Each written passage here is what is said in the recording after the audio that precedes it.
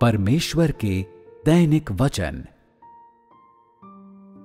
मनुष्य परमेश्वर का अनुभव करता है, स्वयं को जानता है, अपने भ्रष्ट स्वभाव से छुटकारा पाता है और जीवन में वृद्धि करने के लिए कोशिश करता है।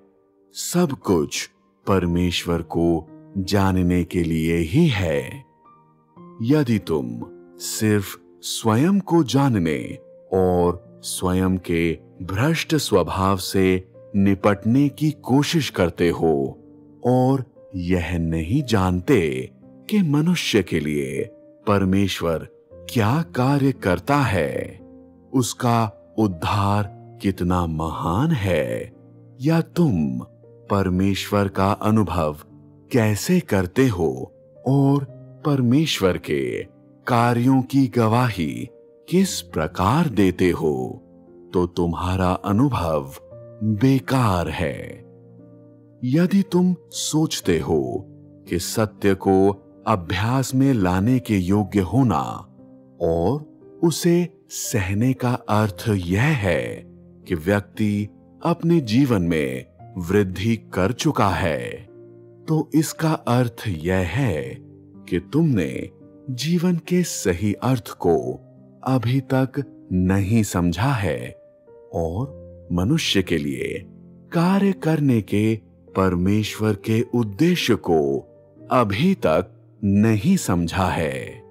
एक दिन जब तुम धार्मिक कलीसियों में पश्चातापी कलीसिया के सदस्य के मध्य या जीवित कलीसिया के मध्य होगे, तुम ऐसे कई भक्त लोगों को पाओगे जिनकी प्रार्थनाओं में दर्शन पाया जाता है और जो छुए जाने को महसूस करते हैं, और उनके पास वचन होते हैं जो जीवन का अनुसरण करने में उन्हें मार्गदर्शन प्रदान करते हैं। इसके अलावा कई मामलों में वे सहने और अपने आप को त्यागने के योग्य होते हैं। देह के द्वारा अगुवाई प्राप्त न किए जाने के योग्य होते हैं। उस समय तुम अंतर बताने के योग्य नहीं होगे। तुम विश्वास करोगे कि जो कुछ वे करेंगे वह सही है, जीवन की सामान्य अभिव्यक्ति है, और अफसोस की बात है कि जिस नाम पर वे विश्वास करते हैं वह गलत है। क्या इस प्रकार का विश्वास मूर्खता नहीं है? ऐसा क्यों कहा गया कि कई लोगों के पास कोई जीवन नहीं है? क्योंकि वे परमेश्वर को नहीं जानते, और इसलिए ऐसा कहा गया है कि उनके पास परमेश्वर नहीं है और कोई जीवन नहीं है। यदि तुम्हारा परमेश्वर पर विश्वास एक ऐसे बिंदु तक पहुंच गया है जहां से तुम परमेश्वर के कार्यों, परमेश्वर की वास्तविकता और परमेश्वर के कार्य के प्रत्येक चरण को पूरी तरह से जानने के योग्य हो, तो तुम्हारे पास सत्य है।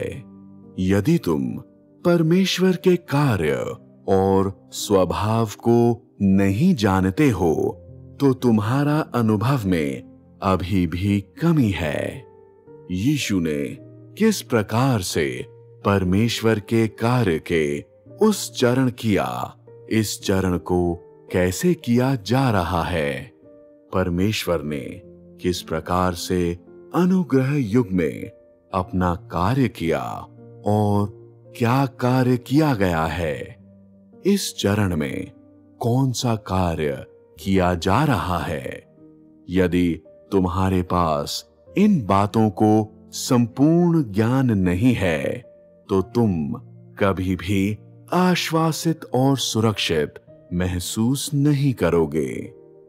यदि अनुभव के एक अवधि के बाद तुम परमेश्वर के द्वारा किए गए कार्य और उसके कार्य के प्रत्येक चरण को जानने के योग्य हो और परमेश्वर के वचनों के उद्देश्य की पूरी जानकारी है और पता है कि उसके द्वारा कही गई काफी बातें अभी तक पूरी क्यों नहीं हुई हैं, तो तुम आराम कर सकते हो और प्रत्येक चिंताओं या शुद्धता से स्वतंत्र होकर आगे के मार्ग पर दृढ़ता से जारी रह सकते हो।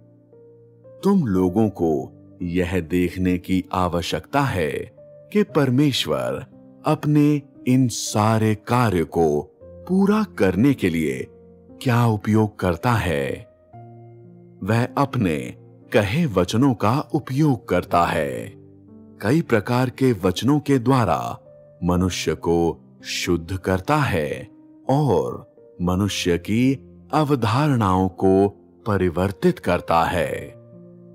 तुम लोगों ने जो भी दुख सहा है, जो भी शुद्धता के कार्य का अनुभव किया है, जो व्यवहार तुम लोगों ने स्वयं में स्वीकार किया है, जो भी प्रबुद्धता का तुम लोगों ने अनुभव किया है, ये सभी परमेश्वर के द्वारा कहे गए वचनों के उपयोग के द्वारा ही प्राप्त हुए हैं। किस वजह से मनुष्य परमेश्वर का अनुसरण करता है? परमेश्वर के वचनों के कारण से। परमेश्वर के वचन गहराई से रहस्यमयी हैं और मनुष्य के हृदय को छू सकते हैं। मनुष्य के हृदयों की गहराई वाली बातों को भी प्रकट कर सकते हैं।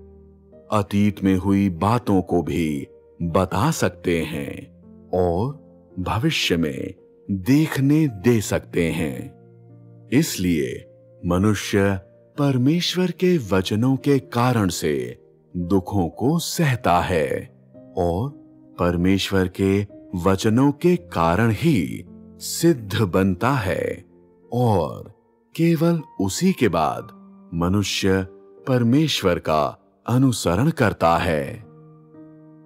परमेश्वर के वचन को स्वीकारने के लिए मनुष्य को इस चरण में क्या करना चाहिए और चाहे उसे सिद्ध बनाया जाए या शुद्ध किया जाए, इसकी परवाह किए बिना जो महत्वपूर्ण है वह परमेश्वर के वचन हैं।